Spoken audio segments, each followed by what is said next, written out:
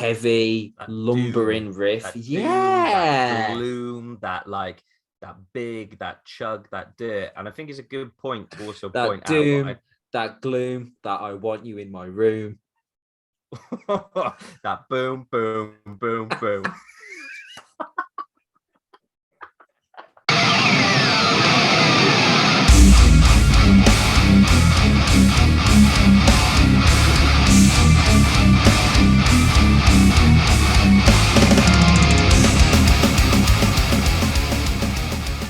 What's up, everyone? You're listening to the Noizze Podcast Network, sponsored by Stereo Brain Records.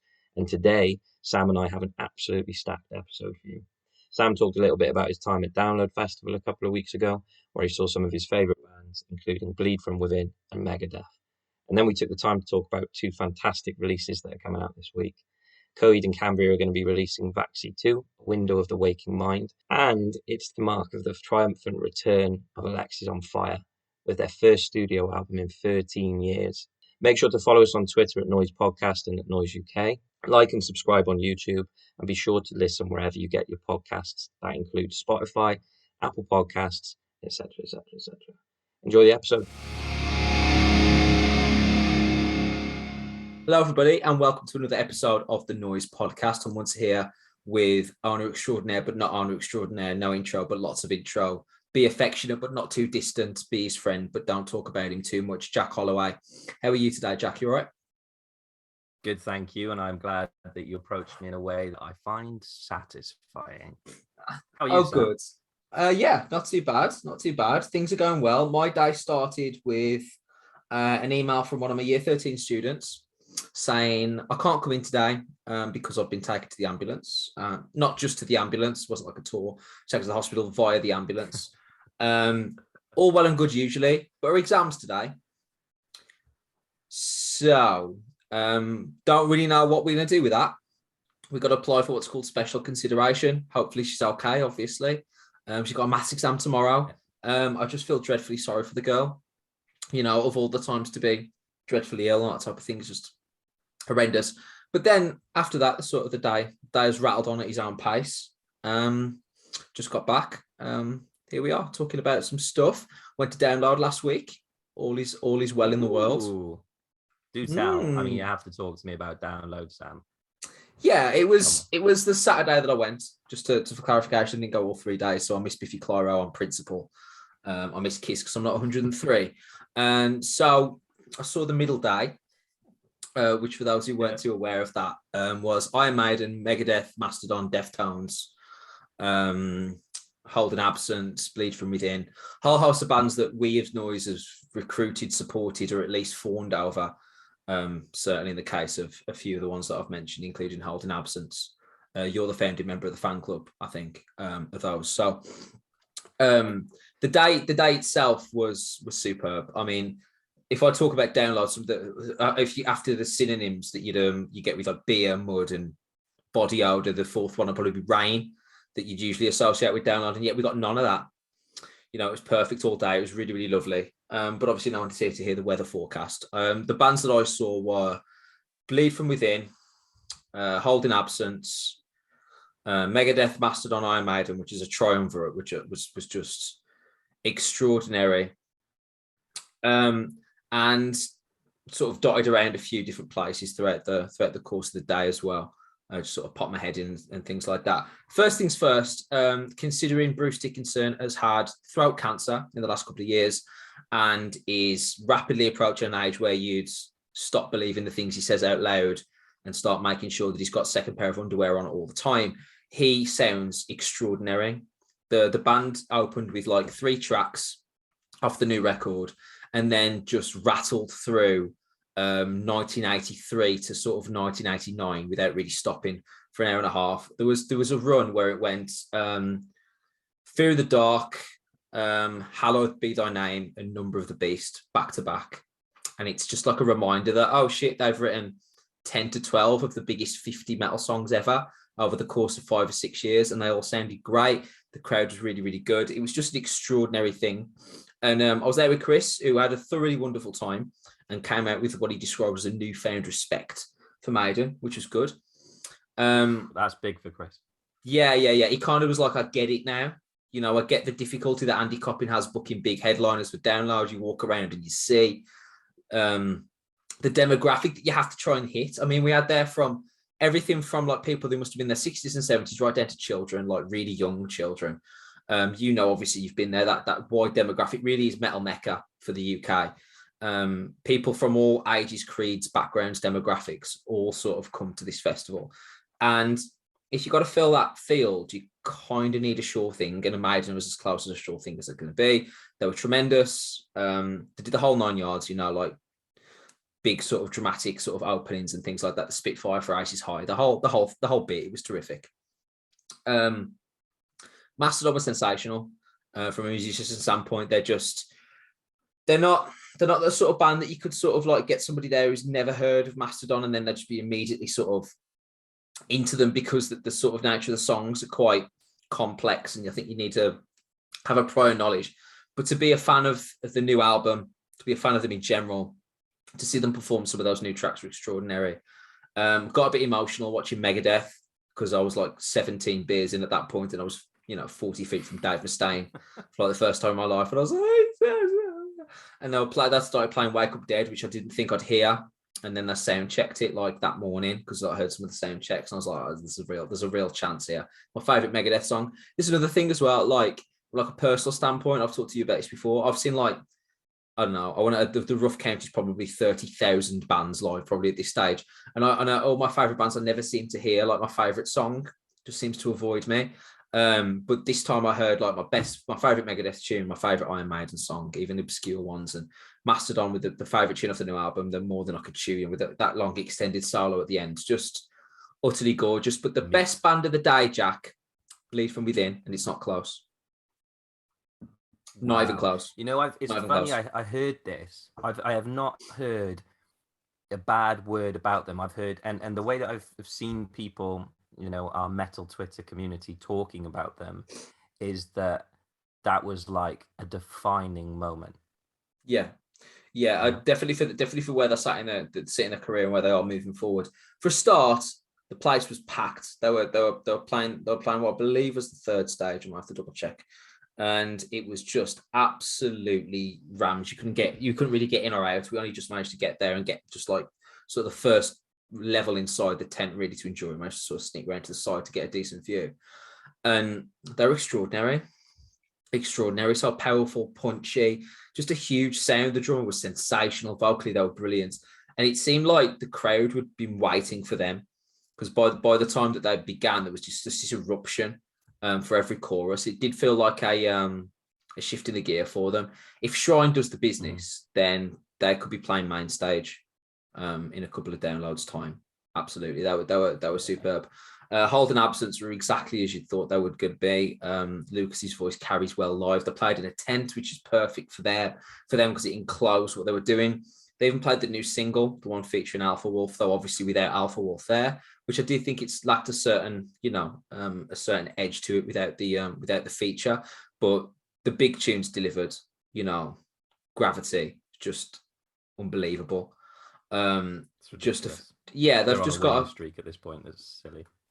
Yeah, they've just got a few songs that are just carry really, really well live, and that'll actually bring us to a couple of the albums that sort of coming up here, because just the size and the grandiosity of sort of the vocalist here, Lucas, really sort of carries live, and you can really hear that. And obviously we're going to talk about one of their contemporaries, probably the big brother to Hold an Absence, in Alexisonfire a little bit later. But no, they were tremendous. A top class day all round. Really, really, really enjoyed it, and I completely understand the decisions that are made in terms of the band selection, as Chris was saying to us, sort of as the festival went along. It's just a terrific day. But yeah, Bleed From Within. If you haven't already listened to that album, listeners, please do so and check out the album Shrine, and then maybe have our chat as well.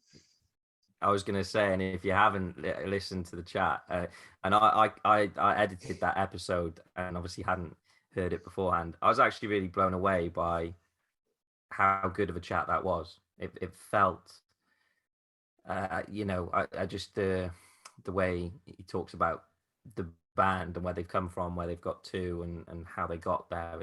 It's a really cool story, and it would add a lot of context to their performance now. And if you've said, like you've said, if Shrine does really well, it's such an underdog band to achieve that sort of height, you know. And you look at like Architects, they hit album number whatever it was, like 8 or whatever, and it was like, oh, now we're going to start, and it, you know, really hitting success. There's absolutely nothing that wouldn't say Bleed From Within couldn't, you know, sort of move into the stratosphere in the next few records. I don't think. Yeah, it's very Great possible band. that could be. Yeah, definitely. Very possible that they could be in that Ghost Inside type remit in an album or two's Other time, if bands I not. love. Yeah. Just that could be the next step for them, which would be absolutely massive for them as well. So Yeah. let's move on to the reviews that we're gonna make. We got 2 massive albums today. This is one of these podcasts where you're like, this is such a compliment to be able to talk about these albums before they get released to the general public. It's a real gift to be able to talk about Coheed and Cambria and Alexisonfire today. It's a real thing for us, and just another reminder of how superb the PR connections are and how much they look after us and stuff. So we're going to start with Coheed and Cambria, which are one of the more interesting bands of the last 20 years, really. Where do you sit with Coheed and Cambria in terms of a listener? Is this the first time, second time? Are you kind of experienced novice? Where we at? Absolute novice. I mean, I'm of the people that would have listened to Welcome Home and that ridiculous riff that everyone would know. And I absolutely loved there was one album they did that was far removed from their usual sort of concept kind of sound. It was more of a pop punky sort of album, with the lead track being You've Got Spirit Kid. And I remember just jamming that song over and over and over again. It was like the song for me for just like a month. I just found it so catchy. So apart from that, I'm just a surface level listener to date. But yeah, I would probably reflect that viewpoint a little bit. I've got slightly more experience because I've got a few friends that really swear by them, including a good friend of mine who's like obsessed with them, and that's kind of the reflection that I'm getting of a lot of Coheed and Cambria fans. They're like really, really into Coheed and Cambria. They'll sort of defend them to the hilt, and they're kind of seeing them as a little bit underrated, I think, across the metal sphere. And I think that's probably fair to say across the zeitgeist. I would say that Coheed and Cambria are actually a little bit brushed under the carpet a little bit when you actually listen to them and sort of consider the sort of talent and the breadth of experience that they have. I mean, playing for 20 years, we're talking about 9 albums at this point. They're a real veteran band, and they're massive. Like, they play not like Wembley Stadium, but they're playing arena-sized places quite regularly. I think their recent tours just going out on sale and selling tickets for like 40 quid, and it's gonna sell out really, really quickly. They've got a massive following. So I'm with you in terms of, like, I wouldn't say I've dipped my toe in, probably a little bit more than that. Probably I'm about ankle deep. But I'm not all the way in just at the moment. But this was the first time I've really sat down and actually consumed a Coheed and Cambria album in full for a long time. And it was, I would actually say it was an incredibly positive experience. First impressions. Yeah, man, I loved this. I was really unsure. I thought it was going to be far too proggy for me. They've been in that territory before, and as we'll mention at some point, towards the end of the album, they get there. It gets very proggy very quickly. I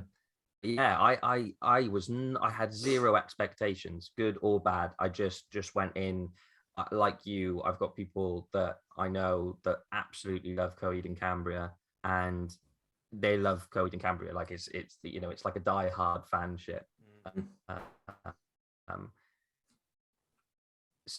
So for me, diving in at a surface level with literally no prior, it's amazing, man. I was just blown away by it, actually. Yeah, I think listening to this, going through it, I think it's an obvious thing to get out of the way. But the first thing that really, really jumps out to you all the way through is Have you ever heard a vocalist that sounds like Claudio Lopez? No, there's nothing like him. The reason is that from his pronunciation of certain words to his vocal range to really everything about his style, and he's so melodious with his pronunciation of certain things and vowels and stuff, and it's such a unique sound. It's kind of like a little bit like Spencer Sotelo from Periphery, but like a little softer. He doesn't just scream into that extent, but what he lacks in that aggression, he massively makes it with his sort of cascading vocal he's able to do, and he can just hit notes in the midst of words that I've never heard in my life. Like the range is just superb. But the versatility here is really what jumps out to me, both musically and vocally as well. So obviously you mentioned that this is a bit proggy for you. That you thought this was going to be a bit proggy for you, but actually isn't, right? There's like a lot of sections here that are really poppy, right? So where do you sit with those songs that actually almost abandon prog entirely in favor of, well, there's a couple of tunes that could be a dance song on this? Yeah, mate, there's a couple. There was like Comatose. Mm-hmm. It's got such a bounce to it. Yes. It's like it's like and it's not pop punk, but it's like a post punk, and it's got such a layer of technicality under it, because I think you could listen to, like we've already mentioned, Claudio Sanchez, his vocals are the absolute standout point of this. It wouldn't quite be what it is without him, but at the same time, when you really listen in to the guitar work that goes on behind him, like they could have made, Comatose being a brilliant example, they could have just made that far more of a simplistic song, but all of the kind of like the intricacies that they put underneath it and they wind in underneath his vocals is just, it's a song. They don't need to be as technical as they are, but they are. It's and you can hear thought and you can hear real consideration towards it, which ties in a lot with, because I find it fascinating, because this is like a continuation on the story of like the Armory Wars, I think it's That's called. right. Yeah, Which series is of the comic books they've series written of- around their music career. Yeah, and I'm going off piste a little bit in terms of the bounce, but their ambition is just beyond. Like, I think this is like the 9th concept album. It includes comic books. They've done games. If you're a fan of this band, it's no wonder that you love every bit of it, because there's so much to unpick. One listen through, I was hearing, vocals. Second listen through, I'm hearing all of the additional parts, all of the little bits that they're putting behind it, and I'm still not there. So when this drops on it'll be on Friday, I'm going to be like rediscovering new parts to this for ages, and I love an album that can do that for me. But then if you're that big a fan, you can then go away and get more out of it. There's not many bands that are doing that level of kind of concept and complexity around what they do. It's brilliant. I completely agree. I think the layers is something that you touch on really nicely there, and I think it's a real key motif they have running through the album. Really, like you'll draw that a couple of things that sort of stand out for me. Once you get Embers of Fire, which is your classic Coheed and Cambria, big progressive kind of opening, really epic stuff. Sam, just imagine how excited I was. That opened the album, and I was like, "Here we go, come on!" Just doing stretches, just in the car. Absolutely, just I'm gonna windmill. Absolutely, one dead chicken in the passenger seat. And then it hits. I'm not going to. Then it kicks into Beautiful Losers, which I think is just a brilliant song. Just immediately, you're like, okay, he's an amazing vocalist. But then on top of that, there's just a beautiful, euphoric, and epic chorus. The guitar work running through. You almost forget that he's playing guitar at the same time when they did this live. He's absurd as a musician. I don't know, because they appear to be It's like, all right, so let's draw an example. Like Billy Joel plays guitar for Green Day, but then when he sings American Idiot, the guitar follows his vocal line. So it's and he follows that with his so he's following the same syncopation. Do you know what I mean? Like rhythmically, it's very similar, like between the melody he's doing with his voice. So his hands have to just sync up. Claudio Lopez's hands and his throat are like doing completely different languages. They're not even in the same postcode. Like they're not anywhere near each other. And they're just sort of intertwining, sort of serpentine, just bouncing off each other. Like if Claudio Lopez's vocal line and Claudio Lopez's guitar work met each other at a party, they wouldn't have anything in common. They don't fucking like each other. It's extraordinary. They'd fall out, if anything. Like, I just don't understand it. It is absurd what he does here. And it just continues. What I was noticing, as we talk about it's the album in a general sense for sort of getting any specific sort of tracks, that they've written songs that somehow I find myself 2.5 minutes in thinking, there's no way this is going to build to a big rock chorus. And then it's like, bang, there's a big rock chorus almost immediately after thinking it. And I'm like, how did you get here? We were like, I'm sure we were in 6/8, like 20 seconds ago. How did we get here? Like, and you haven't even stopped. There's no transition. It's just like, bam, we're just in this, we're just here now. It's like, bang, like chorus. Yeah, absolutely. It's like, you know, I forgot which Harry Potter film it is, but when they go into Gringotts and they're just in that like mining shaft and they're just like immediately sort of shifting from like one rail to another. And it's like, bam, now we're in the 600s. Bam, we've lost Crookshank or Grip Hook or whatever the fuck his name is. Crookshank's the cat, doesn't matter. We've lost someone. And there's just like, you know, just we're in just different directions, like floating with it. And that's what this feels like.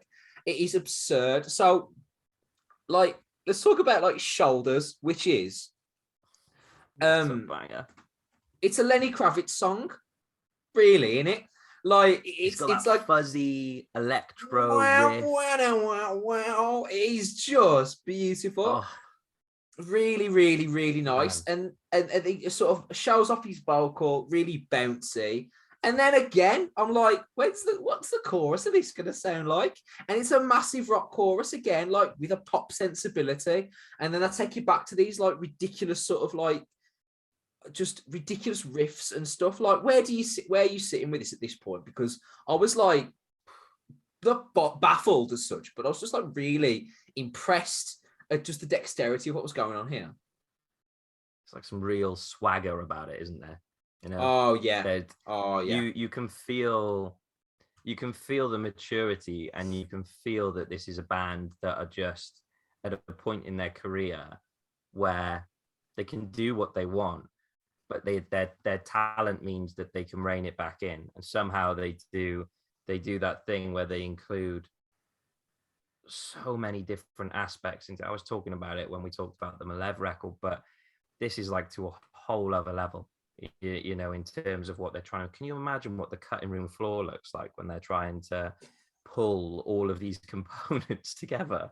You know, the poor producer, this is going to be like, guys, like we can't, like how many layers are we on, Claudio? How many layers are we on? Oh, 305. Oh, okay. Well, you know, yeah, this one's a slow one. We're gonna have to cut a few out. But like, there was some part, you know, there's a certain simplicity to it as well. And I'm intrigued now as a person that is going in, first listen is this album, you know, what territory have they kind of tread upon in the past?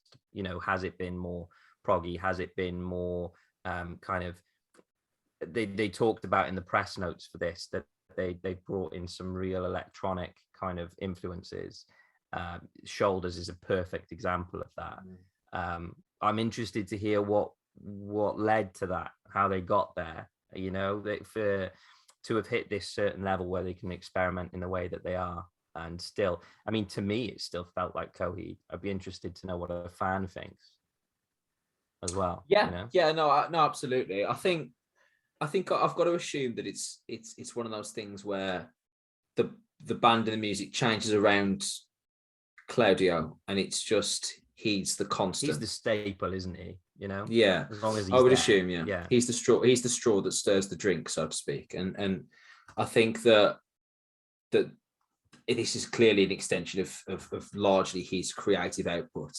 And just the you're right, the variety, the versatility, the layering, the complexity is just astonishing. But then again, like you say, there's a beautiful simplicity to there. So for example, if you look at Blood, which is just a beautiful opening, just gorgeous, isn't it? Just that intricate picking riff, palm muted, progresses and grows in the verse, lovely wide chorus, nicely transitions back.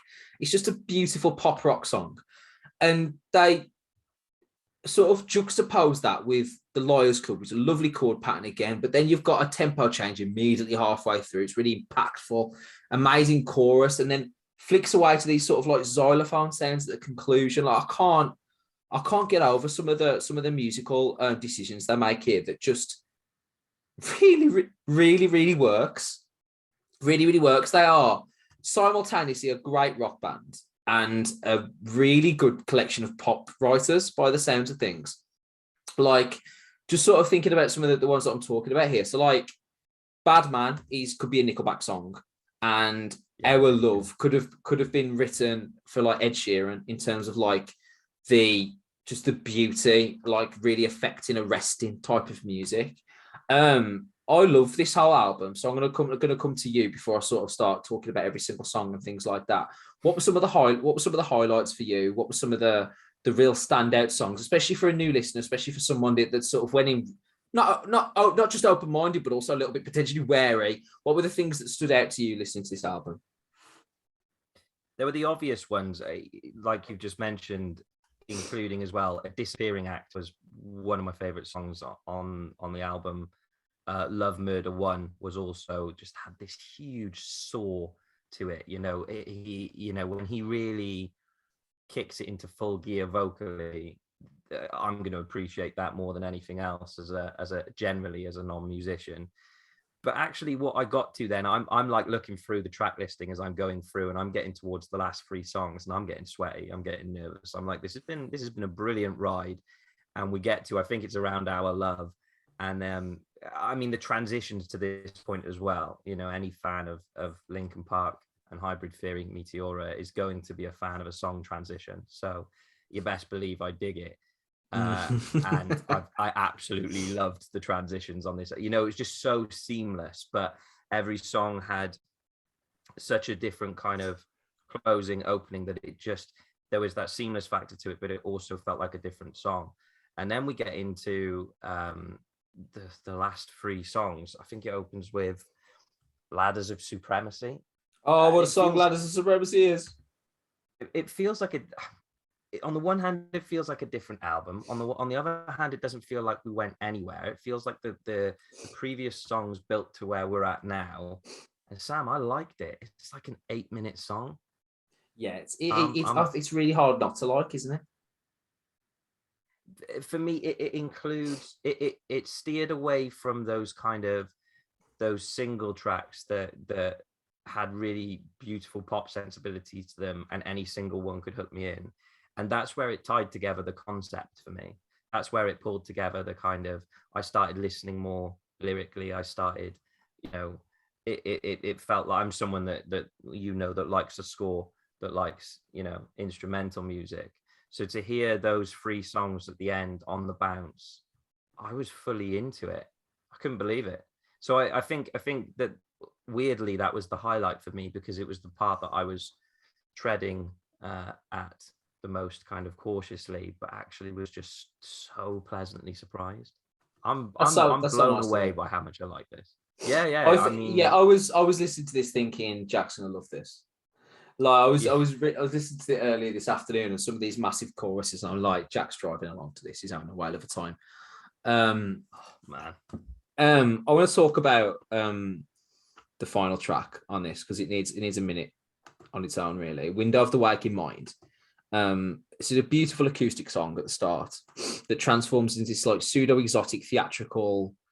There's like timpanis going on with guitar stabs, while Claudio is doing halfway between like a spoken word announcement and actual vocal work, and it's really quite easily slipping in and transitioning from one to the other in this kind of extraordinary way. It sort of lifts slowly again, like it was like a narrative. It feels like it's like like he's writing something for Stranger Things or the Umbrella Academy or something like that. One of these sort of like dystopian teen dramas. It's got that real sort of gravity to it. Also reminiscent of everything I've ever heard Between the Buried and Me do, and also A Little Piece of Heaven from Avenged Sevenfold, where it's like, what direction is this going and where is this leading to? And is this theatrical and is this still a metal band and all this sort of stuff? Straight into a David Attenborough approved this documentary level musical score to finish, while the acoustic solo's going on in the background and things are just, all this stuff is happening sort of simultaneously. It's almost impossible to map everything that's going on. And it just closes the curtain on what is just an extraordinarily enjoyable album, just a magnificent feat, an incredible accomplishment. Where do you stand with the conclusion and where do you stand with this album overall on the other side of it now? I absolutely cannot wait to get back into it and to listen to it again, which I haven't felt. I mean, I feel like that with a lot of music, but there's like a real burning desire for me to want to dive back in. And you know, that you talked about the last song, the way it moves from lighter themes to darker themes, it sort of weaves it all in together.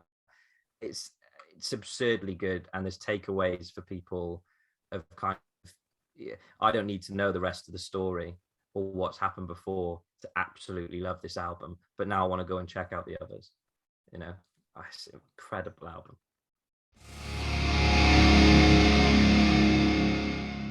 All right, from one notable album this week to another, what a pleasure to be able to pair these two together. We go from Coheed and Cambria to Alexisonfire. Now, before I start talking about the album specifically, for a start, this is their first for hiatus of, I want to say, 13 years. Just an extraordinary moment for just an extraordinary moment for the industry to have a band like Alexisonfire back. It's great to have Dallas Green writing post-hardcore music again. It's fantastic. But I want to start off because I made a little jokey joke about you and Hold an Absence earlier, but I would say that Alexisonfire are like the big brothers to Hold an Absence, and to a lesser extent Death of Anna, and even kind of You Me at Six, especially the direction they've tried to take in the last couple of albums. Where do you sit with that, or is that just an elitist metalhead trying to make an overly simplistic comparison there? It may be. There may be legs in it.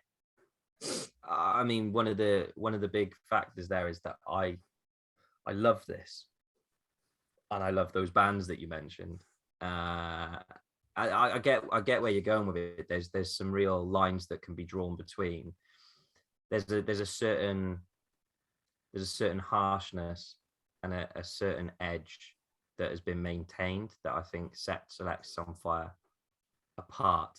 And I think particularly on this album, the way that they've combined what we, you know, the melody that you find with those bands, the melody that they themselves crafted through earlier albums, mostly compliments to Dallas Green on that. He's the big draw in that regard, but there's still that, like, there's still a certain edge of urgency combined with sludge.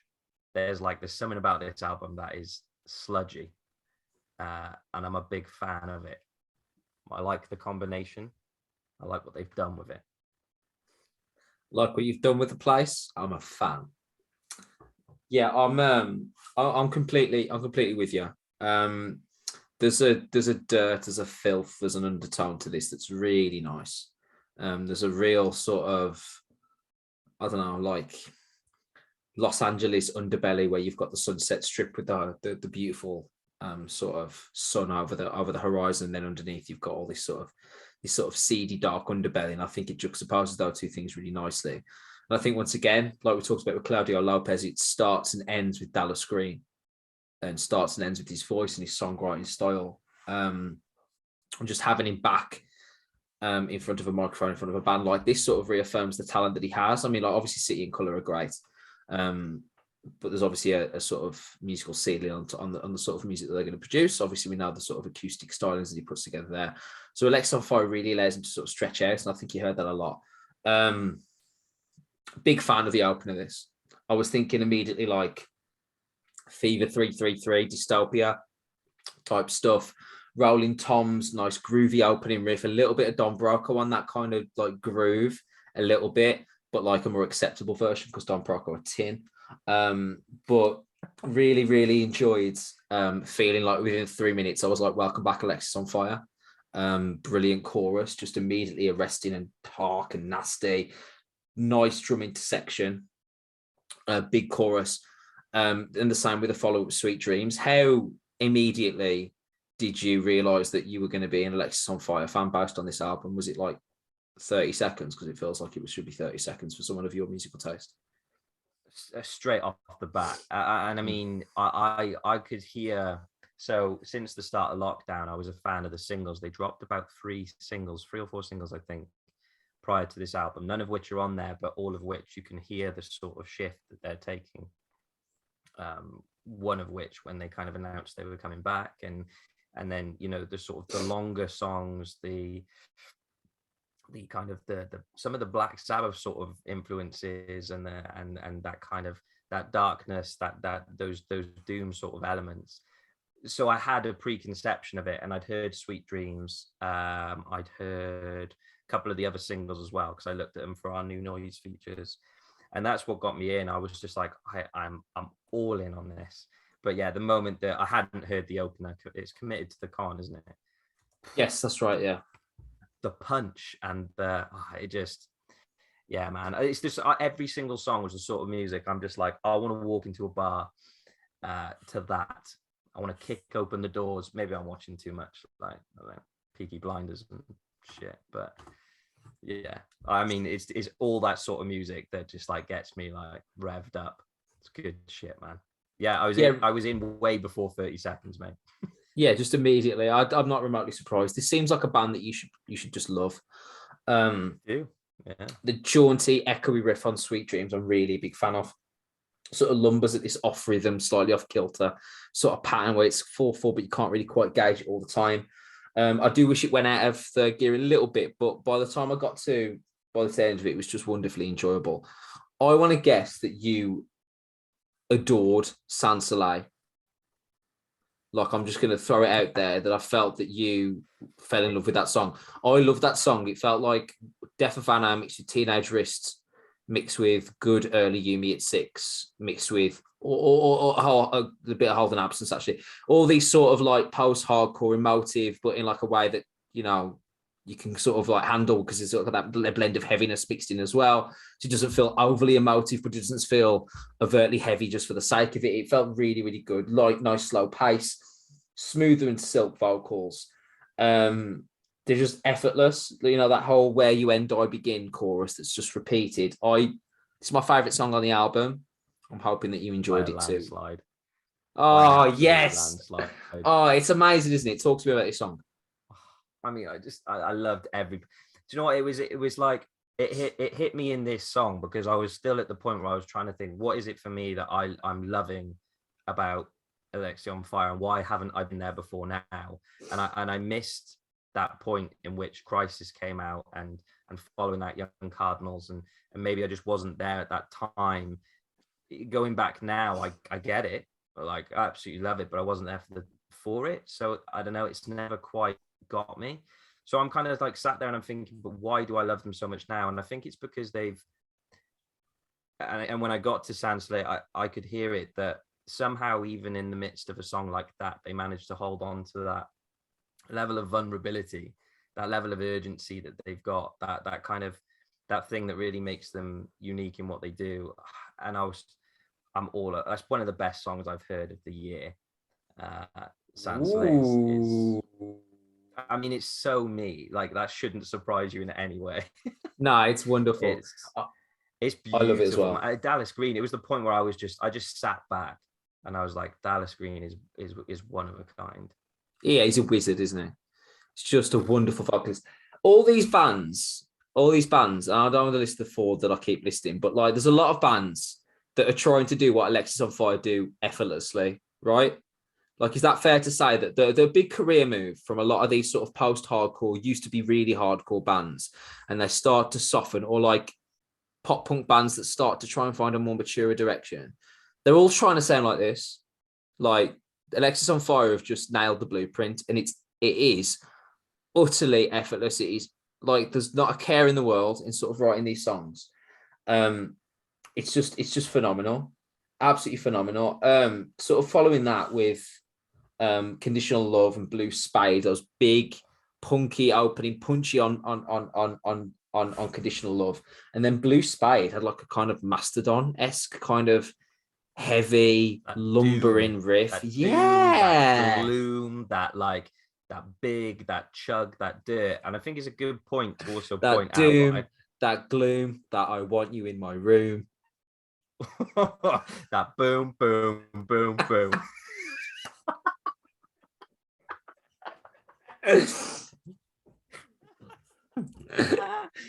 Yeah, that'll catch on. That will. Chromial. Yeah, yeah. Too much, probably. Yeah, a little bit. Oh, it's really tickled me. But it's got that like it's got those sliding solos as well, and the guitar work. It feels really raw, but it also feels really polished. They've encapsulated that perfectly. And a huge, we don't give enough credit to in a band where there is a vocalist like Dallas Green, Wade McNeil, man. The vocals on that guy are like I mentioned it in in the Malevolence review where I was like, dude sounds like he's been dragged through mud and he's still spitting out gravel, and Wade McNeil makes him sound like he's doing cleans. Like it is just the way his voice and his vocals juxtapose Dallas Green's makes Dallas Green's go even further. It's the same. I look at them as a combo as I look like Mike Shinoda with Chester Bennington. You'll always rave about Chester, but Mike Shinoda's incredible. Yeah. His lyricism, his flow is it's a very different style, but he isn't the shining hero of that, but he's the unsung hero, so to speak. And Wade, man, he is phenomenal on this. Absolutely phenomenal. It's ridiculous rasp. Like I've never heard it before. Yeah, I completely agree. But I like your comparison there. You need darkness to make light shine brighter. You need comparison, and that's the moments then when Dallas soars, you feel every bit of that, every bit of it. Completely agree. And then you've got one of the nicest transitions on the album, which is the end of Blue Spade, that a cappella vocal finish that goes right into an a cappella vocal opening. Like I've never heard anything quite like that. That is just absolutely phenomenal. Right into Dark Night, this beautiful gospel opening, real bluesy, swaying track, just really, really nice.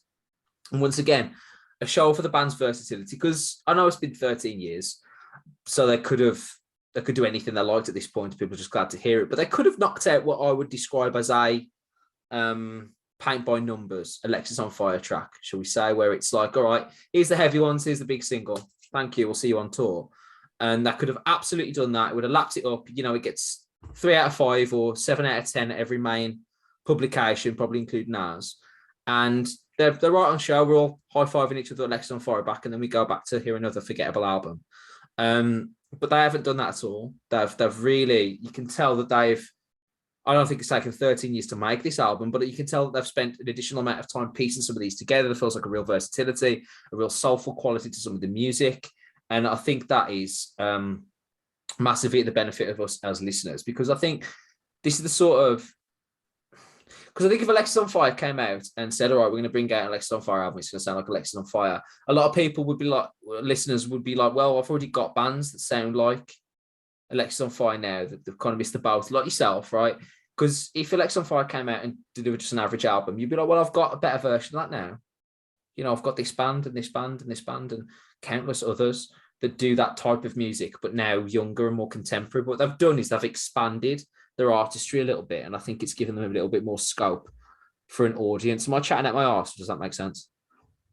No, it makes absolute sense, because I was listening to it thinking these guys are at the top of their game. They've got nothing to prove, but yet they're holding and raising the bar, in my opinion. They almost transcend a little bit for me in this, and if you're looking at this through the scope that you're a fan and you've been waiting 13 years for an album and you're nervous about what you think you're going to get, this is as good as it gets. Like, if not better. Yeah, I'm this is stoked rewarding a about fan it, and I experience as you haven't can been expect. right. I'm stoked for it, and I haven't been waiting for it. So Yeah. I can't imagine what that's like for a fan, and I strongly believe it won't be a disappointment at all. It's got such diversity to it as well. I mean, another one of my favorites on the album, Survivor's Guilt, is Yeah, buzz-filled. Classic Alexisonfire tune. That is classic. It's like right, it's relentless. I keep going back to that kind of that urgency and that kind of that flip between Dallas Green and Wade McNeil, that way that it kind of flips between, and in between then there might be a guitar tone or a really sort of raw vocal line or something that just backs up and emphasizes it. It's one thing after the other, and and then they hit with a guitar solo, and then the fucking note that Dallas Green hits in that song blew me away. I just complete, like, it's one thing after the other, and you almost can't catch up with it, but it's brilliant. There's other points on the album, like Reverse the Curse sounds like a bit of an early like poppier Mastodon song. I could kind of hear it. Got to it. Yeah, I can kind of get it. I can't remember what that song was, but Curl of the Burl, as it sounds like that. Like, yeah, it is. It's exactly that. Curl of the Burl. When they're in the chorus, and it's like Reverse the Curse, and it's like I can see the connection that you're trying to that you're drawing over there. I think they got to about 2/3 of the way of the album, and it's like, all right, we're gonna get the big boy choruses out now, because Survivor's Guilt and Reverse the Curse feel like massive singles. Yeah, and just absolutely huge songs. I like the faded vocal on Reverse the Curse, because it just sort of slots in the background and doesn't sort of take the precedent, lets the band sort of drive the song, which I think is a really nice move. It's just a lover of all things music. Like, I just like that sometimes you can take the vocal and just sort of take it back a notch and let the song sort of envelop in its own way, and I think that's really, really nice. Once again, though, as always, let's talk in detail about what is just a superb closing song on this. You put me through. I listened to both of these albums for the first time in one night, one after the other. I listened. I bet you were a wreck after this one. And then I'm getting towards the end. I'm getting towards the end of Alexia, and I'm like, oh, this is just banger after banger after banger. It's punchy, it's quick, it's fast. And then I was like, there's a fucking 8-minute on there. What the fuck? I was like, you've got to be joking me if you think you've put me through all of that in one. But mate, I fucking loved it. How beautiful is that? How beautiful is that acoustic opening? It's like dark and fading and sort of descending down the. It's got like out here for a minute. I was like, Dallas Green's doing acoustic things, but for Alexisonfire, like, city and colour, but heavy and dark. I was just like, I was exhausted listening to this on Sunday night, but I was just like sort of like squinting through the dark, like my lamp on. I was just like, this is worth it. It's absolutely worth it. It's like being in the final hour of like some sort of big film marathon or something. Like, I will watch him throw the ring into the mountain. I will make this. And it. Oh yeah, sorry.